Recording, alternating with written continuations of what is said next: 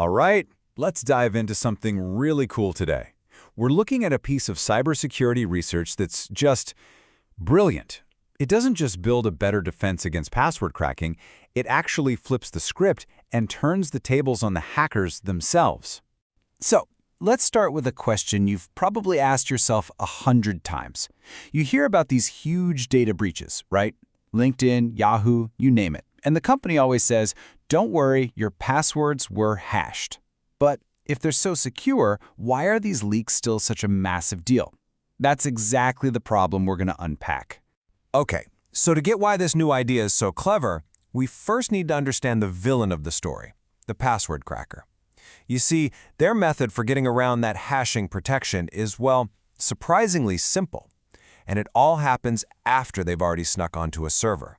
The hacker's playbook is pretty straightforward and honestly, a little alarming. First, they steal that file of hashed passwords. Then, and this is the most important part, they take it offline, back to their own souped-up computers. From there, they just throw a ton of computing power at it, running tools until they find a match. And once they do, they can just log right in, pretending to be you. So what is this hashing thing anyway? The best way to think about it is like a blender. You take your password, let's call it the ingredients, and you put it into the hashing algorithm, the blender. It spits out this unique string of letters and numbers. That's your smoothie. But here's the thing. You can't take that smoothie and turn it back into the original ingredients. It's strictly a one-way trip. So if they can't reverse the process, how in the world do they crack it? Well, they kind of cheat. They take huge lists of common passwords, like password123 or QWERTY, and they run each one through the exact same blender.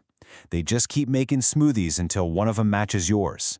And since they do this on their own machines, they can make millions or even billions of guesses every single second.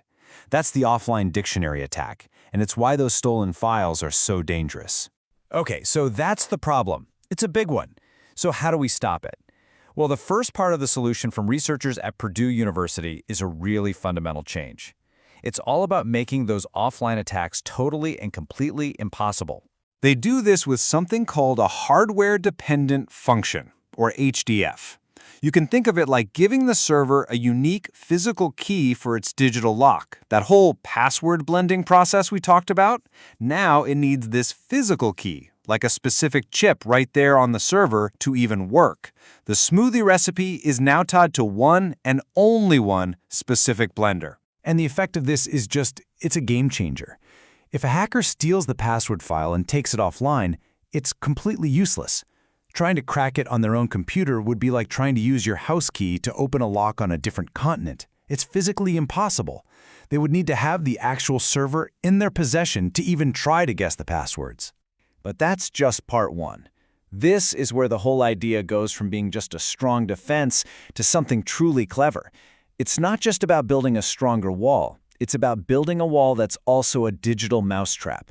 It's a defense that doubles as a counterattack. The researchers call them ErsatzPasswords, which, is just a fancy German word for fake or substitute. The whole idea is that when a hacker runs their cracking tools on the stolen file, they don't get an error. Oh no, they get a result. They think they've found a password, but it's not the real one. So think about this. The hacker spends all this time, all this computer power, and they find what they think is a legitimate password. They haven't just run into a dead end.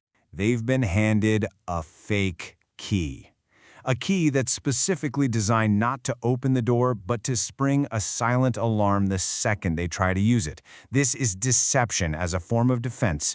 It's beautiful. So here's how it works in the real world. When someone tries to log in, the system checks. Is this the real password? If it's not, it does one more check. Okay, but is it the fake password we planted? If the answer is yes, it denies the login, but, and here's the kicker, it silently pings the system administrators, letting them know the password file has been compromised and someone is actively trying to use it. And this is what's so powerful. From the attacker's point of view, they're celebrating. They're thinking, success, I cracked it, time to log in.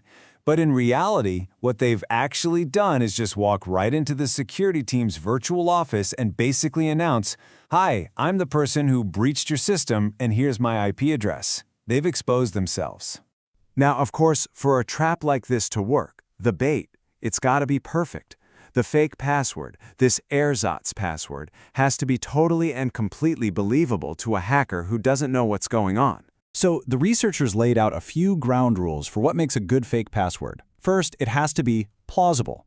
Something a real person would choose, like Go Cubs 2023. It has to be different enough from the real password so that if you just make a typo, you don't accidentally set off the alarm. It can't give away any clues about the real one, and maybe most importantly, it has to look crackable. It has to look like a password that a hacker would expect to find with their tools. So what's the big picture here? I mean, what would happen if a system like this was everywhere?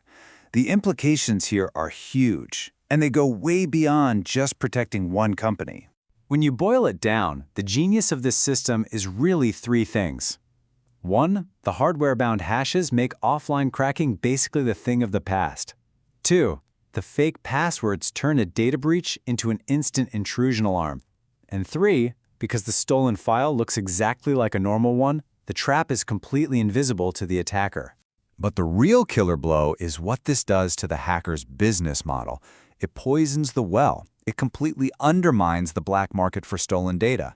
If hackers can no longer trust the files they're buying and selling, if they can never be sure if they're buying real keys or a box of tripwires, then the value of that stolen data just tanks. Who's going to pay for something that might get them caught immediately? And that leaves us with this one final, really fascinating question. For decades, we've just been trying to build stronger locks. But maybe the future of cybersecurity isn't just about stronger locks, but about much, much smarter traps. Could a deception this clever finally be the thing that makes stealing passwords totally and completely worthless? It's a pretty powerful thought. Thanks for tuning in.